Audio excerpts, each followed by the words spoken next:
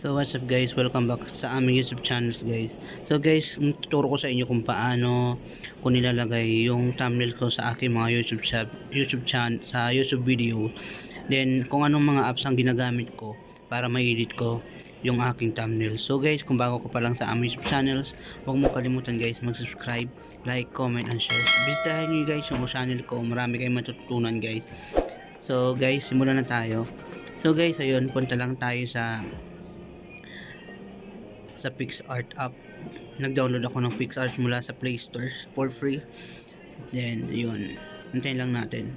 So, may nakikita kayo sa baba na plus na bilog. I-click lang natin yan para makapag-add tayo ng pictures na i-edit natin na gagamitin natin mamaya sa thumbnails. So, guys, don't mind the other pics, guys, or the gallery, guys, pictures. Then, click lang tayo. Scroll down. So ayun guys, may napili ako ito. Ngayon, papakita ko sa inyo kung paano mawala yung background niya, paano tanggalin yung background niya.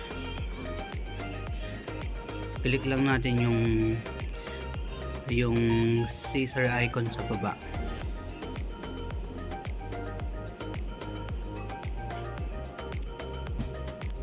So guys, ayan.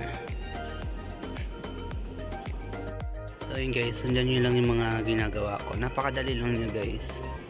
Pakita ko sa inyo kung paano ko siya edit mamaya. Kung paano ko rin siya ilalagay mamaya doon sa videos bilang isang thumbnails. So yung ginagawa ko guys, sample ko yan kung paano ko siya binubura o kaya pinapalitan ng background.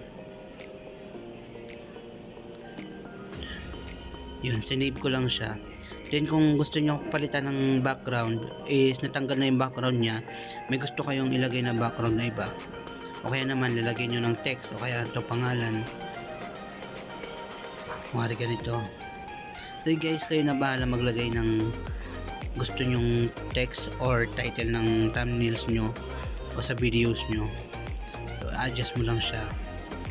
Dito sa bandang baba yung mga nakalagay na color, font, stroke, overlay, dyan nakalagay. Yan, ganyan lang siya. Mamimili ka lang hanggat kung anong gusto mong design.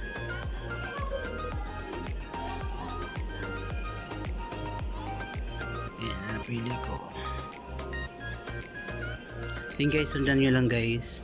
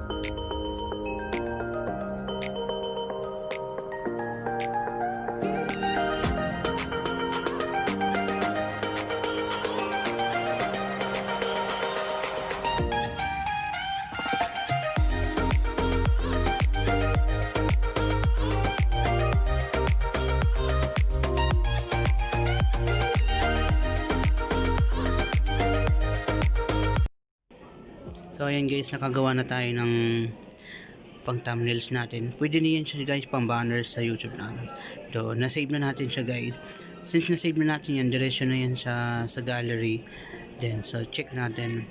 So ngayon tuturo na ko naman sa inyo kung paano ko siya ilalagay dun sa YouTube videos natin.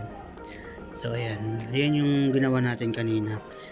Ito yung sample ko lang sa inyo. Pwede kayo gumawa ng mas maganda pa. Pwede siya pang banner, profile, kahit profile lang sa Facebook pwede. So ito naman yung thumbnail na app na ginagamit ko. Dito ko siya i-edit, dito ko siya ayusin. So click lang natin thumbnail maker. So click mo lang yan, i-stop mo lang yan dyan, yan. So lalabas na siya. So ayan, click natin yung ginawa natin kaninang pang thumbnails natin sa YouTube. Sample lang to. So ikaw na mag-overlay, ikaw na mag-edit niya na kung anong ayos niya. Ayan.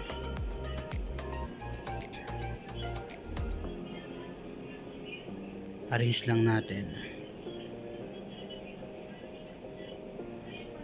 Maraming ano dyan guys, pwedeng pang effect, sticker, o mamimili ka lang dyan bandang baba, nasa app na yan. Tapos nilagay ko is subscribe. Ang ginagawa ko guys is sample lang. Dyan, mamimili kayo dyan ng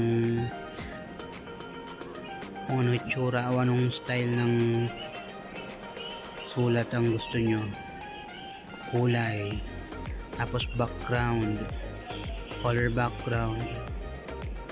Yan, mamimili ka lang. Ganun lang siya kadali. Sundan nyo lang guys.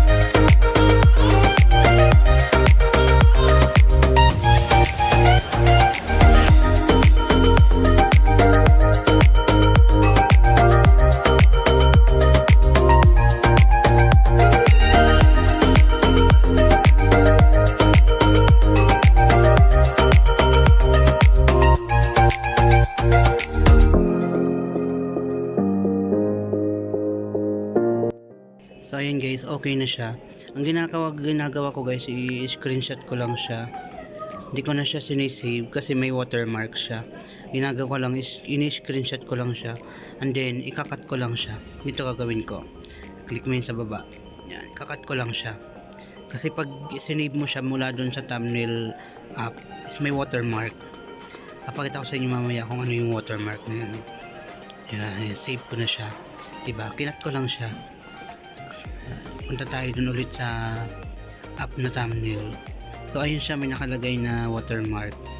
Mamaya pag nalabas niyan, ayun, di ba? Ayun oh. May nakalabas, di ba? Bandang kanan may nakalagay na thumbnail watermark. So ayun guys, yun lang ginagawa ko.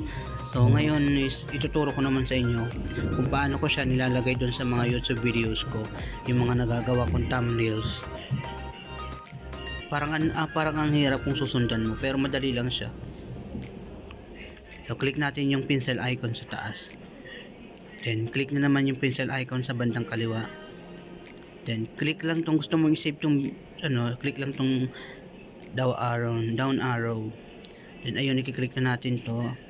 Yan yung kaninang na-edit natin. So ganyan lang siya. Then save lang siya. So back mo lang, edit video, back arrow mo lang. Then check natin. So ayan na siya guys. Ganoon lang siya kadali. So palitan na natin ulit dahil sample lang naman yun. So ganoon lang siya kadali. So ayan guys, kung may natutunan kayo sa tutorials ko na to is huwag nyo kalimutan guys mag-subscribe. Kung gusto nyo naman bisitahin yung YouTube channel ko is marami pa akong mga tutorials doon at mga good vibes na mga videos. So guys, thank you sa panonood guys. Thank you guys.